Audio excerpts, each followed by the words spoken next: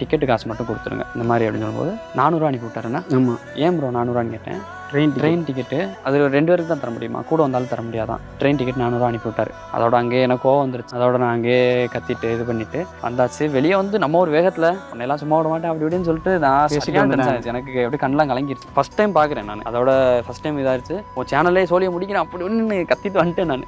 4:30 மணிலேருந்து கிட்டத்தட்ட 9 மணி வரை ஒரு டீ கடையில் உட்காந்துருக்கோம்.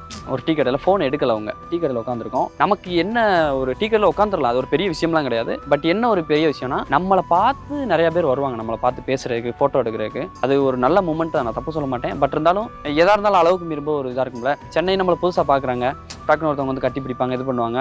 ஸ்டார்டிங்லாம் நல்லா இருக்கும். அதுக்கப்புறம் அதுவே இருக்கும். ஒளிஞ்சு ஒரு மரத்துக்கு முன்னாடி நானே ஒன்று ஒளிஞ்சு நின்றோம். டீ குடிச்சிட்டு சாப்பிட்டுக்கிட்டு இந்த மாதிரி ஒரு மரத்துக்கு முன்னாடி ஒளிஞ்சு நின்றுட்டு இருந்தோம் நாங்கள், தலை காட்ட முடியாமல். அதுக்கப்புறம் நம்மளை பார்த்துட்டு ஒருத்தர் வந்து இந்த மாதிரி நான் உங்கள் சப்ஸ்கிரைபர் தான் என்னாச்சுன்னு சொல்லவும் இந்த மாதிரி சொன்னோம். இந்த மாதிரி ப்ரோ, அவர் கொஞ்சம் தன்மையாக பேசினார். இந்த மாதிரி ப்ரோ இந்த மாதிரி வந்தோம், எங்களை இந்த மாதிரி நிற்கிறோம் அப்படின்னு சொல்லும்போது வாங்க நம்ம ரூம் போவோம், நீங்கள் ரெஃப்ரெஷ் ஆகிட்டு, ரொம்ப நாங்கள் நைட் ட்ரெஸ்ஸோட தான் போயிருந்தோம், ரெஃப்ரெஷ் ஆகிட்டு நான் உங்களை ஆஃபீஸில் இறக்கி விடுறேன். சென்னையில் நம்புறதும் தெரில, யாரை நம்புறதும் தெரில நமக்கு.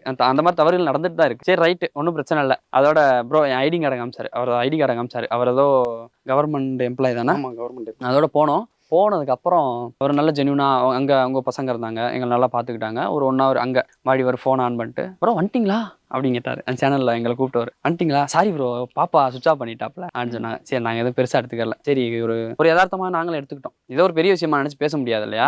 இப்போ நீங்கள் வந்திருக்கீங்க, உங்கள்கிட்ட நான் சண்டை போட முடியாது இல்லையா. அதோட சரி நான் போயிடாச்சு. கடைசியில் ஆஃபீஸ்க்கும் போயிட்டோம். போனதுக்கப்புறம் அவங்க என்ன சொல்லி கூப்பிட்றாங்க நல்லா கேளுங்க. என்ன சொல்லி கூப்பிட்றாங்க, உங்களுக்கு ஆடிஷன் கிடையாது, உங்களுக்கு ஆடிஷன் இல்லை, நீங்கள் டேரெக்டாக போகிறீங்க அப்படி சொல்லி கூப்பிட்றாங்க. நமக்கு நடிக்க தெரியாது சீரியஸாகவே. அதோட சரி நம்ம போயாச்சு. போனால் நம்மள மாதிரி நிறையா கிரியேட்டர் உட்காந்துருக்காங்க, நம்மளோட சப்ஸ்கிரைபர்ஸ் அதிகமாக உள்ள கிரியேட்டர் உட்காந்துருக்காங்க, கம்மியாக உள்ள கிரியேட்டர் உட்காந்துருக்காங்க. அந்த ஷோவை பொறுத்தளவுக்கு ரேண்டமாக யாருனாலும் அந்த ஷோவில் கலந்துக்கிறலாம். டிக்கெட்டு காசு மட்டும் கொடுத்துருங்க இந்த மாதிரி அப்படின்னு சொல்லும்போது 400 அனுப்பி விட்டாருன்னா. ஆமாம். ஏன் ப்ரோ 400 கேட்டேன். ட்ரெயின் டிக்கெட்டு அது 2 பேருக்கு தான் தர முடியுமா, கூட வந்தாலும் தர முடியாதான். ட்ரெயின் டிக்கெட் 400 அனுப்பி விட்டாரு. அதோட அங்கேயே எனக்கு கோவம் வந்துருச்சு. அதோட நான் அங்கேயே கத்திட்டு இது பண்ணிட்டு வந்தாச்சு. வெளியே வந்து நம்ம ஒரு வேகத்தில் உன்னையெல்லாம் சும்மா விட மாட்டேன் அப்படி இப்படின்னு சொல்லிட்டு நான் சரியான டென்ஷன் ஆயிடுச்சு. எனக்கு எப்படி கண்ணெலாம் கலங்கிருச்சு. ஃபஸ்ட் டைம் பார்க்குறேன் நான். அதோட ஃபஸ்ட் டைம் இதாகிடுச்சு. உன் சேனல்லே சோழியை முடிக்கிறேன் அப்படி ஒன்று கத்திட்டு வந்துட்டேன் நான். 4:30 மணிலேருந்து கிட்டத்தட்ட 9 மணி வரை ஒரு டீ கடையில் உட்காந்துருக்கோம்.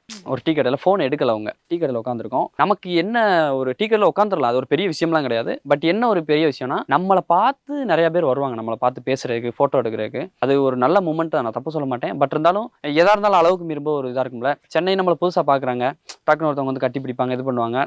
ஸ்டார்டிங்லாம் நல்லா இருக்கும். அதுக்கப்புறம் அதுவே இருக்கும். ஒளிஞ்சு ஒரு மரத்துக்கு முன்னாடி நானே ஒன்று ஒளிஞ்சு நின்றோம். டீ குடிச்சிட்டு சாப்பிட்டுக்கிட்டு இந்த மாதிரி ஒரு மரத்துக்கு முன்னாடி ஒளிஞ்சு நின்றுட்டு இருந்தோம் நாங்கள்.